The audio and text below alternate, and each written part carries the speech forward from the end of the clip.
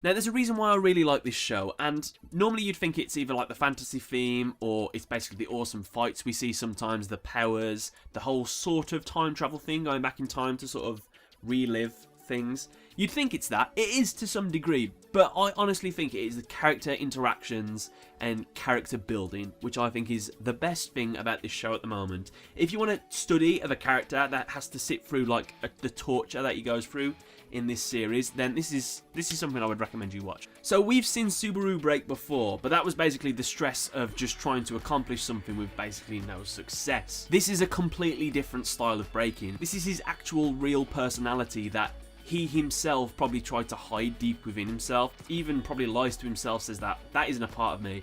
But it is actually, is that Subaru is very capable of being selfish. And that's basically what these last 2 episodes have been about. It's been Subaru being selfish. Amelia put trust in Subaru, said for him to stay here, to do this, to do that, and Subaru did nothing of it. And when she calls him out on it, his response is to say, well, I'm not doing it for me.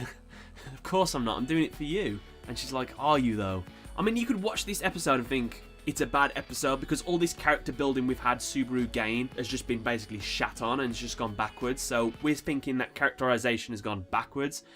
I would argue that it has gone backwards. Subaru has taken a step back down the path, but it's a step back facing backwards, so it's going forwards kind of thing. Like, you need these kind of moments to build a character up before, because in an anime, the main character, he does things because he's the hero. He saves someone because that's the right thing to do. He doesn't ask for a reward because it's the right thing to do. If he makes a mistake, if he annoys someone, he learns from that mistake and he never makes that mistake again in the future, and the series ends with a happy ending. Not this series. In this series, it is revealed even main characters, you don't have to root for them all the time.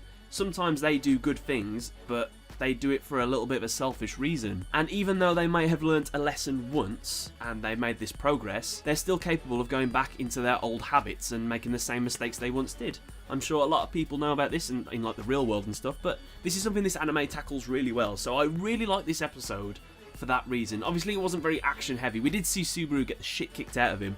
But an interesting note about that is that everyone probably thought that guy was a bit of a dick for challenging Subaru, but I kind of agreed with it for 2 main reasons. One, Subaru was a dick, saying that these knights were basically just born into their nobility and that they didn't prove that they were like strong or anything like that. Obviously is a great insult to all them, because you can't just declare yourself a knight, you have to be appointed a knight. But apparently, according to something that I read on the internet, if that guy wouldn't have challenged Subaru to a fight in that like public stage and absolutely kicked the shit out of him, those knights would have most likely waited for him to leave that castle and just killed him in an alleyway or something, because they were all giving him that look saying that you've said something you shouldn't have done, we're going to kill you. So that was like, I don't know if that was just like a theory or that was like confirmed in the manga or something, but like I thought that was quite interesting to note. So maybe that purple haired guy actually knew that and maybe he saved him by beating the shit out of him. Before I get back to Subaru and Amelia's like shipping being sunken for now, I just want to quickly talk about all the princesses, or the priestesses, sorry. Now, all of the priestesses kind of have like these quirks about their personalities, which kind of like shows you what they'd be like as rulers. For example, Priscilla,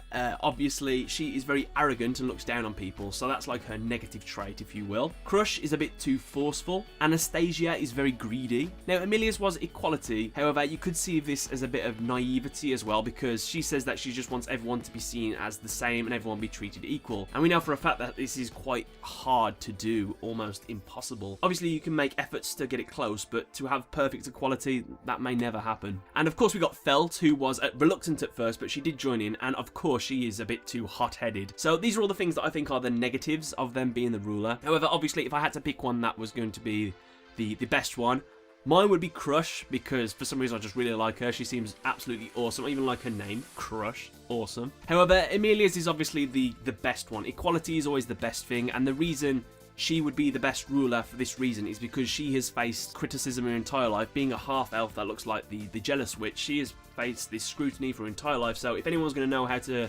treat equality and like racism kind of things, then it's going to be her. So that makes her the perfect candidate in my eyes. Apparently this series is just going to get like really bad for Subaru from the mistakes he keeps making, so that's kind of how it's going to go from now on. What was that? I don't know what that was just then. So I think we're still going to get a few more episodes of despair with Subaru just not making the right choices, but I'm hoping towards the end of this arc Subaru starts to redeem himself. I also want to know where their checkpoint is at the moment, because I'm sure Subaru will die at some point, and I just want to know if he'll be able to fix what he did in that courtroom, or if it's going to be after, and that would be like pretty harsh to do that, because I could see this series doing that. So he won't be able to fix what he's already done. So yeah, let me know what you guys thought in the comment section below. Don't forget to leave a like, favourite and subscribe, and tell me your thoughts on Subaru in the comments section below.